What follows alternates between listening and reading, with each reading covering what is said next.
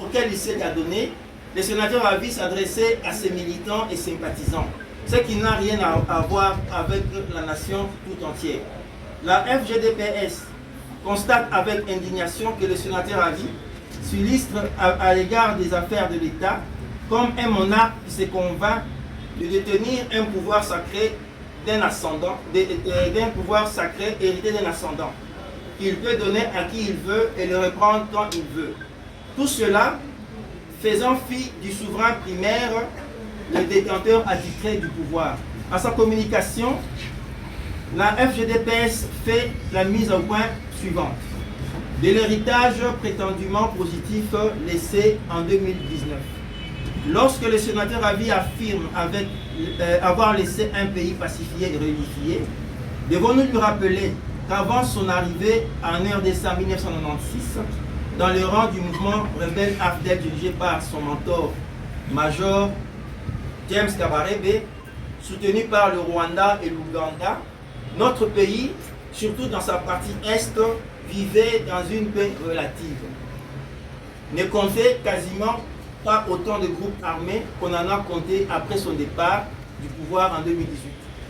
Il va sans dire que ce passif douloureux tire sa source du mouvement rebelle AFDEL, précurseur de tous les groupes, des groupes armés et des mouvements rebelles, notamment le RCD, le CNDP, le M23, devenu aujourd'hui le FC M23, dont il est le patron à mal de déguisement.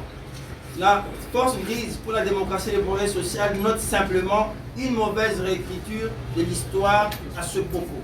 Alors que la réalité est telle qu'à l'est de la République démocratique du Congo était en proie à des conflits armés chroniques avec la présence documentée de plus de 120 groupes armés durant les 18 ans de son règne.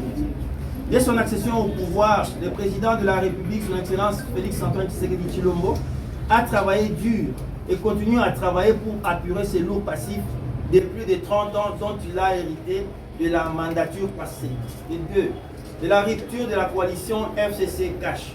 Le sénateur Ravi dénonce la rupture du pacte républicain. Mais de quel pacte républicain parle-t-il? Celui à travers lequel il espérait continuer à exercer le pouvoir politique alors même que son camp avait perdu la confiance des Congolais et qu'un choix net de rejet avait été réalisé en 2018. Il ne faut jamais perdre de vue que le peuple congolais dans sa souveraineté a choisi le changement en 2018, exprimé de manière pacifique, sans recours à la violence ni à la contrainte. Malheureusement, dans les faits, la coalition FCC-CACH n'a pas pu répondre aux attentes légitimes des citoyens. Cet échec est imputable non seulement au blocage structurel, mais aussi à l'attitude des acteurs de sa plateforme politique dans cette coalition qui ont continué à fonctionner selon une logique de double pouvoir.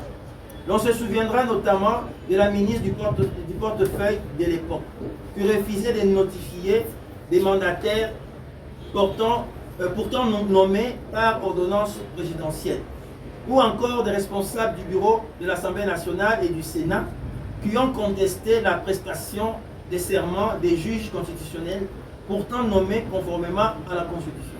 Cette situation a mené à une impasse politique. La rupture de la coalition FCC-CACH n'est donc pas survenue par calcul partisan, mais en réponse à une exigence populaire manifeste, relayée par les forces politiques, la société civile et des institutions morales telles que la CENPO. Son Excellence, Monsieur le Président Félix-Antoine Tshisekedi Tshilombo, élu démocratiquement, a alors pris ses responsabilités afin de restaurer l'efficacité de l'action gouvernementale après avoir tenté à plusieurs reprises de préserver la cohésion de la coalition.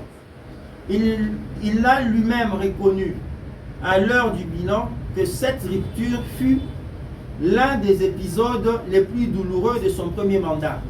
Mais confronté à l'impératif de l'intérêt général, il n'a eu d'autre choix que de reprendre la main. Ce tournant politique n'a rien eu d'un coup de force.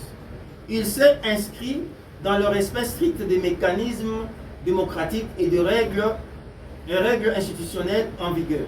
Il s'agit là d'un exemple de régulation démocratique par les institutions elles-mêmes, conforme à l'esprit et à la lettre de notre Constitution. De 3.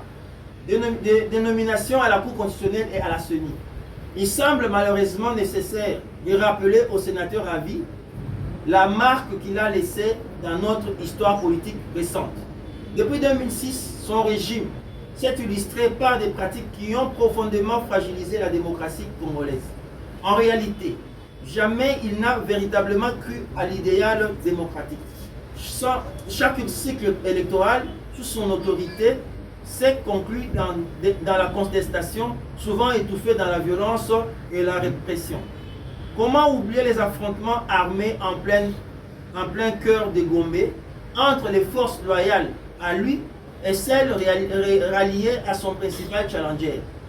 Au beau milieu de la journée, alors que les élèves se trouvaient encore dans les écoles.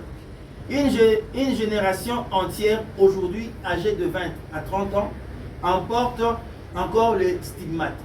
Comment ne pas se souvenir des vagues de répression contre les militants de l'UDPS après les élections de 2011, ou encore de la mise en résidence surveillée du président Etienne Tshisekedi Lumumba, alors véritable vainqueur de l'élection présidentielle. Comble de l'ironie, pour lui, la seule élection présidentielle qui s'est déroulée dans un climat d'apaisement fit celle qui les fit quitter le pouvoir en 2018. Un soulagement profond pour le peuple congolais qui n'aspirait qu'à tourner une page douloureuse. Aujourd'hui, le sénateur Avi parle des violations intentionnelles de la Constitution, mais à aucun moment il n'apporte la preuve juridique d'une quelconque entorse, ne citant ni article précis, ni disposition légale violée. Cette déclaration, dénuée de tout fondement, ne repose sur rien d'autre qu'une posture politique. Toutes les nominations intervenues dans le cadre institutionnel depuis 2019 l'ont été dans le strict respect des procédures constitutionnelles et légales. Les membres de la Cour constitutionnelle désignés en 2021 l'ont été par les institutions compétentes, conformément au texte en vigueur. Il en va de même pour la composition de la CENI, fruit d'un large consensus entre les forces vives de la nation, incluant notamment les confessions religieuses, comme ce fut le cas lors des précédentes confédérations, y compris celle qui organisa les élections en 2018.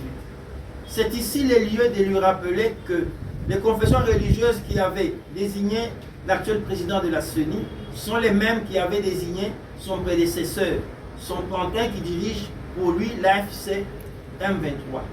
Il s'agit là d'une dynamique d'ouverture démocratique réelle, ancrée dans les droits et la légalité.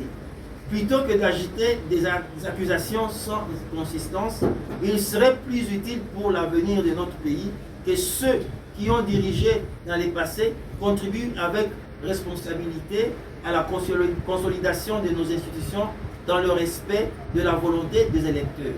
Et 4. La gouvernance économique. Il critique l'endettement et la pauvreté sous le régime de son Excellence, Monsieur le Président Félix Antoine Tshisekedi Tshilombo, chef de l'État. Commençons par rappeler qu'en économie, les niveaux de vie de la population et le risque lié à l'endettement public sont mesurés par deux indicateurs pertinents, à savoir le PIB par habitant et les ratios de dette publique sur PIB respectivement.